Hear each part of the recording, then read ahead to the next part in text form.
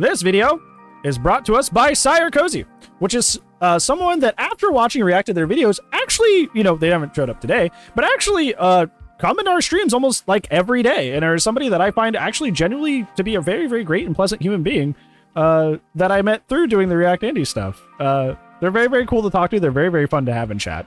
And I very, very much appreciate them. Very, very much. So now, especially more than ever, make sure you click that link that just showed up in the chat over here. If you're in YouTube, it'll be down in the description below, to like and subscribe to someone that I'm happy enough to call at least a stream acquaintance, if not outright a friend.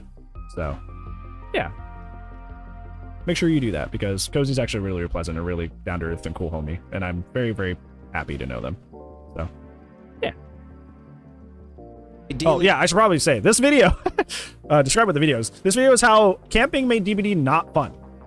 So yeah, let's go and get it. Camping has been a thing in Dead by Daylight since day one. Even during the closed beta, there were already killers who preferred to stay near hooked survivors instead of actively going for chases. And let me tell you what, it really paid off, because camping in the old DBD was a lot easier. To begin with, survivors used to die on the hook much faster. The duration of one hook stage back then was 45 seconds, which is 15 seconds less than in the current version. And provided that there are 2 hook stages, camping a fresh survivor to death would take you only 90 seconds. I guess you can say that it was a necessary evil, because back then gens were also super fast, but unfortunately on the receiving end it didn't really make camping any more entertaining. Another thing that made camping in the early versions of DBD viable was the fact that survivors didn't have the base gear endurance after getting unhooked. So as soon as you were rescued from the hook, the killer could immediately down you again without having to made wait BT out essentially forced to be run. Moreover, back in the day, survivors didn't have immunity to damage while being unhooked, so killers could M1 them right in the middle of the unhooking animation, and by the time it finished ridiculous. playing, the survivor was already dead before they could even move. And some of you right now are probably like, geez man, stop making such a fuss about it. What are you trying to say, the devs actually didn't give survivors perks to counter all this bullshit? Well, yeah, that's exactly what I'm trying to say. In the release version of Dead by Daylight, survivors had only 25 perks, and none of them directly qualified as anti-camp or anti-tunnel. In other words, no off the record, no decisive strike, no borrowed time, and no even kindred. So basically your only chance to survive a dedicated camper was if you had decent teammates who were ready to take 3 million protection hits for you, and possibly even die for you. But even the sweatiest and most skillful survivors were absolutely helpless when they were up against a very specific type of campers known as face campers. Even though this term is still circulating in the community in the context of the modern Dead by Daylight, it doesn't really mean anything, because the face camping mechanic officially died about 6 years ago. However, during the first 2 years of the game, it was actually a pretty powerful tool, using which killers could make it absolutely impossible for survivors to interact with their teammates on the hook. The thing is that originally, in order to unhook someone, you were supposed to be standing right in front of the hook, a little to the left or to the right, and the game wouldn't even display the unhooked prompt for you. And knowing this, the killer could preemptively stand up close to the survivor on the hook and block the only angle which allowed you to rescue them. Face camping was extremely annoying to deal with, and that's why it was often used to demonstratively punish survivors who had been BMing or abusing bugs and exploits throughout the match. But hey, at least this way the killer couldn't ruin the game for more than one survivor at a time, which sadly can't be said about the next trick killers like to do. If they managed to hook several survivors in the basement, they could stand in the middle of the staircase right at the exit from the basement. And because in the early versions of Dead by Daylight the staircase was much more narrow, it used to completely block the access to the basement for the rest of the survivors. And as you can understand, it resulted in guaranteed kills, which was absolutely devastating for survivors, especially if it happened in the early game. The other way around worked too. So if, for example, the killer was not quick enough to prevent the survivors from getting in the basement, there was always an option to body block them from the other side. Of course, you wouldn't be able to kill them this way, because that would imply hitting them. So much better than modern DBD. Do that, because it would instantly remove your collision and survivors would be able to run through you. But killing wasn't really the point here. Instead, you were supposed to stand still and keep the survivors hostage until they got bored and started disconnecting.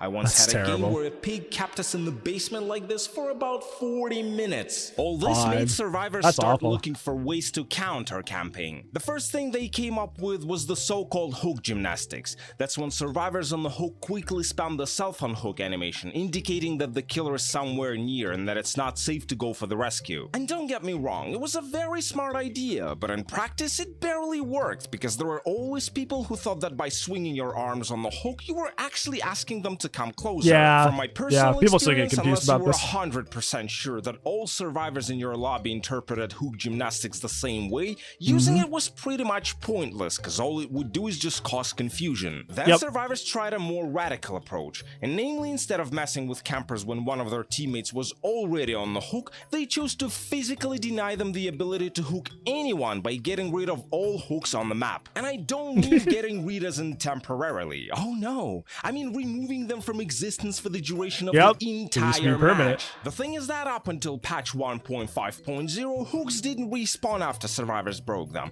so if all 4 of them brought toolboxes plus saboteur, they could quickly rush all hooks in the beginning of the match and then proceed to play the game normally, knowing that the killer can't sacrifice them anymore. Now, of course, this led to another problem, where the killer had to slug every survivor, which was not much better than being camped, but let's leave this topic for another video, okay? But I gotta give credits to the devs. They realized the problem of camping pretty early, and the first thing they did to solve it was of course introduce some anti-camping perks. During the first year of the game, survivors received Kindred, Decisive Strike, and Borrowed Time, which made it way more difficult for killers to control survivors on the hook, especially considering how strong the old Decisive Strike was. In the patch 1.5.3, the devs further de-incentivized camping by increasing the duration of the summoning and struggle phase on the hook each to 60 seconds. Basically, it made it so that if the killer wanted to camp 3 survivors to death, they would have to spend an extra 90 seconds doing this, and that was way more than they could afford. After this, everybody expected behavior to finally address the issue of face camping, but somehow, even though the solution for it was kind of on the surface, it took them almost 2 years to implement it. In the patch 1.8.0, they added the so-called swivel hook mechanic, which made hooks rotate in place and allowed survivors to unhook their teammates from any angle instead of only straight up front. This way, the killer could no longer body block the unhook prompt by standing in front of the hooked survivor. The final update that killed face camping came out 7 months after this. Patch 2.2.0 added iframes to survivors that are being unhooked, and as a matter of fact, they wouldn't take any damage until they gain full control over their character. But as always with behavior, if they make 2 steps forward, there's Is that why the iframes are like weird sometimes?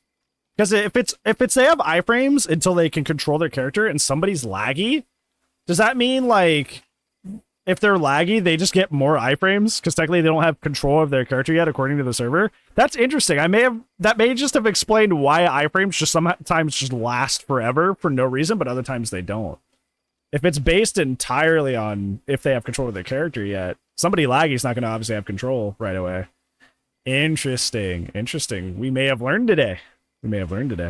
Absolutely gonna be one step back. While they were actively patching their game trying to reduce the number of campers in it, they were simultaneously releasing new killers perfectly designed for camping and tunneling. It started pretty mildly when they gave us the Hag, who would rather die than put less than 3,000 traps around the hooked survivor. He's still boring. But then when Baba joined the roster, things took a turn for the worse. The thing is that his main strength is being able to insta-down several survivors at a time with his chainsaw, and as you can understand, it's pretty hard to do if you want to play fair, because survivors don't always stay close to each other. So naturally, Baba Main started cutting corners, and instead of waiting for a lucky chance to show their full potential, they forced it by ambushing survivors who came to rescue their teammates. The pinnacle of Baba Gaming was when people discovered how well his power synergizes with Insidious, which completely removes the killer's terror radius when they stand still. This effectively turned him into the ultimate camping machine and made him super annoying to go against, especially if he wanted to camp the basement. A massive nerf to camping came out in the patch 6.1.0, and just FYI, that's 4 years after we received swivel hooks. This patch, also known as the first meta shakeup, gave survivors endurance and a small speed boost for a short period of time after getting unhooked. And in case that wasn't enough, you could expand your post-hook invincibility with the freshly reworked Off the Record, which now made you untouchable for 80 seconds, provided that during this time you didn't do any actions that would progress the game in any way,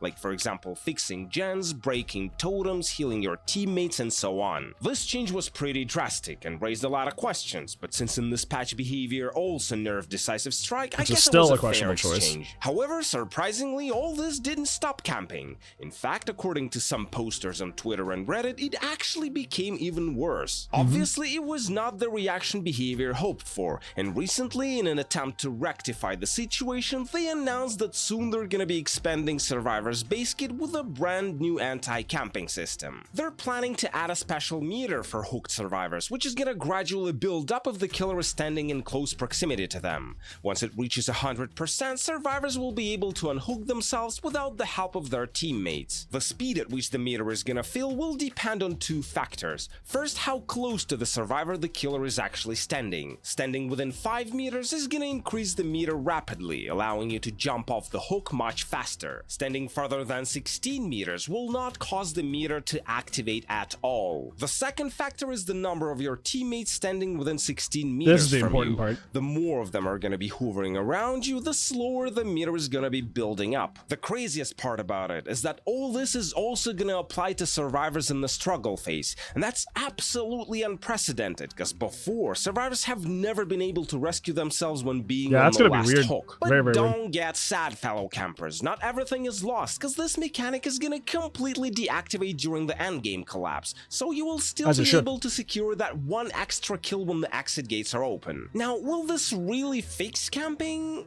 Well, I don't think so. It's simply gonna turn campers into proxy campers, which is arguably even more dangerous for survivors. Because with regular campers, they're basically throwing a match trying to kill one survivor, but proxy campers are much smarter. They're not making it too obvious that they're camping, yet they're still controlling the survivor on the hook while simultaneously keeping an eye on their teammates coming for the rescue. This way, they can intercept the dedicated unhooker early and potentially even down them before they can reach the hook, and at this point, they got half of the team paralyzed and someone else has to go for the rescue and run the risk of going down the same way, and that's how the snowball starts. Nevertheless, a lot of survivors don't seem to understand it yet, and they're prematurely celebrating their victory against campers, and boy do I want to see the look of disappointment on their faces when this update finally hits the live servers and campers are still gonna be there. Of course, as always, after this Hopefully we're gonna it's not see as a bad, giant wave of tweets claiming that the devs are completely incompetent and that they have no idea what they're doing with their game, but the reality is quite the opposite. Behavior knows exactly what they're doing, and the reason why even after 7 years they still haven't removed camping for good is because they treat it as one of the core mechanics of their game. I know it's hard to accept, but Dead by Daylight was designed with camping in mind, and in order to change it, the devs would have to spend so much time and money, it would be easier to make a new game instead. So yeah, best you can do in this situation is to put up with how Dead by Daylight works and learn how to play around camping. And if you're not willing to do that, then maybe Dead by Daylight is just not your type of game and you should be playing something else instead. Like, I don't know, Civilization. Yeah. Civilization. Save joke here. Save joke here. Yeah. I don't know. Camping is not even just like a DBD thing. I think that's the big thing. It's like camping's not even just like specifically a problem in Dead by Daylight. Camping's a problem in like every game where there's like two sides and there's some sort of objective, right?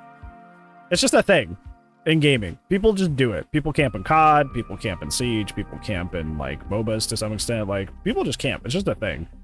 If people can find a way, like it's called the path of least resistance. Like if people can find a way to like exert a lot of pressure in a game without really putting in a lot of effort, they will. That's just how people work.